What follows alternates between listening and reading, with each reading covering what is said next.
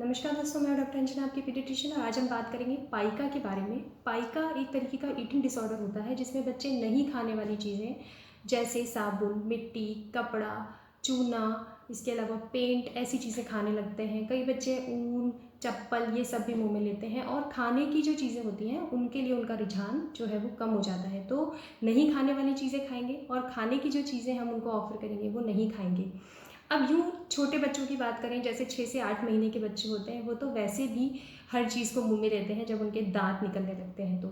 लेकिन ये बिहेवियर उनके लिए एब्सोल्युटली नॉर्मल होता है। तो हमें चिंता कब करनी है? चिंता तब करनी है जब बच्चा 2 साल का हो गया है। 2 साल की उम्र एक बॉर्डर लाइन मानी गई है कि अगर 2 साल के बाद भी बच्चा नहीं खाने वाली चीज़ों को, जो चीज़ें मैंने आपको बताई, उनको मुँह में लेता है तो इसको हम पाइका बोलते हैं और उसके लिए ट्रीटमेंट जो है वो बहुत ज़रूरी हो जाता है। तो अब सबसे पहले ये बात करते हैं कि पाइका जो है वो क्यों होता है, बच्चे क्यों ऐसी चीज़ों को मुंह में लेते हैं। सबसे जो फर्स्ट और फोरमोस्ट जो इसका रीज़न है वो ये है कि न्यूट्रिशनल डेफिशिएंसी जिन बच्चों में होती है। और वो कौन कौन सी न्यूट्रिएंट्स हैं?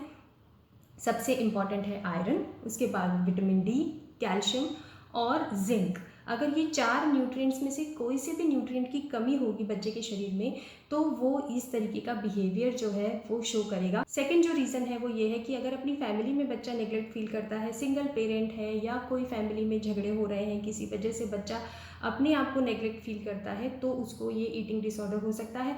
और तीसरा कारण जो है वो ये है, अगर कोई इंटेलेक्चुअल डिसेबिलिटी जैसे कि ऑटिज्म है या स्किज़ोफ्रेनिया है, इन बच्चों में ये ईटिंग डिसऑर्डर हो सकता है एसोसिएटेड बाकी अदर प्रॉब्लम्स के साथ में। लेकिन अगर बच्चा एब्सोल्युटली नॉर्मल है तो उसमें 90% से ज़्यादा चांसेस हैं कि कोई ना कोई न्यूट्रिशनल डिफिशिएंसी ज़रूर होगी। तो हमको इसका ट्रीटमेंट कैसे करना है? ट्रीटमेंट के लिए बहुत सिंपल है। आप आयरन सप्लीमेंट कीजिए, कैल्शियम और जिंक सप्लीमेंट कीजिए और आप 15 दिन के अंदर ही ये बिहेवियर जो है वो देखेंगे कि बच्चे ने मिट्टी खाना, चूना खाना, पत्थर खाना, ये सब कम कर दिया है। तो आयरन डेफिशिएंसी के ऊपर मैंने पूरा एक वीडियो बनाया है, मैं उसका लिंक आपको डिस्क्रिप्शन बॉक्स में दे दूँगी, वो देखिए और आपको पूरी नॉलेज मिल जाएगी कि आयरन डेफिशिएंसी को बच्चे में कैसे ठीक करना है। कैल्शियम और विटामिन डी सप्लीमेंटेशन के ऊपर भी मैंने पूरा एक वीडियो बनाया है रिकेट्स के ऊपर, उसका लिंक भी मैं आपको डिस्क्रिप्शन बॉक्स में दे दूँगी।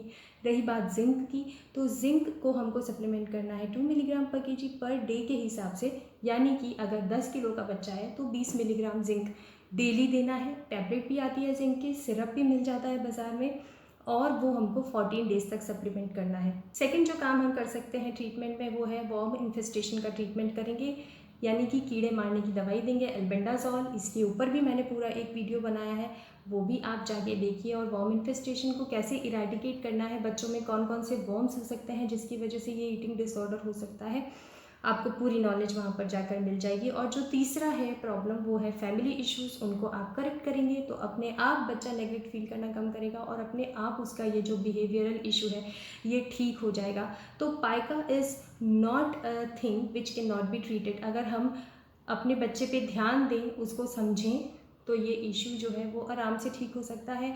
आयरन और विटामिन डी का ट्रीटमेंट देने के 15 से 20 दिन के अंदर ही बच्चे मिट्टी खाना छोड़ देते हैं। लेकिन एक बात मैं आपको बताना चाहूँगी, जो हमारा एक्सपीरियंस है वो ये है कि अगर हमने आयरन डेफिशिएंसी को पूरी तरह से ठीक नहीं किया, अगर उसको 3 से 6 महीने का पूरा कोर्स नहीं दिया तो बच्चे फिर से आयरन डेफिशिएंट हो जाते हैं और फिर से वो मिट्टी खाना शुरू कर देते हैं। इसलिए आयरन की रिक्वायरमेंट जितनी बच्चे को है उतना आयरन उसको देना और उतना लंबे ड्यूरेशन तक देना ताकि पूरी डेफिशिएंसी ठीक हो और पाइका का जो प्रॉब्लम है वो पूरी तरह से ठीक हो, ये बहुत ज़्यादा ज़रूरी है। तो ये सब कुछ था पाइका के बारे में और हमें क्या जानना है इसके बारे में।